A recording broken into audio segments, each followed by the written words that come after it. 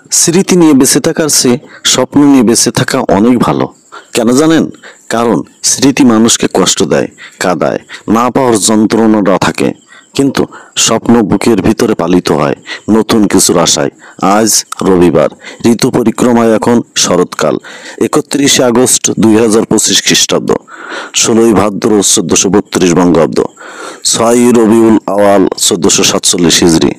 আজ বছরের 243তম দিন।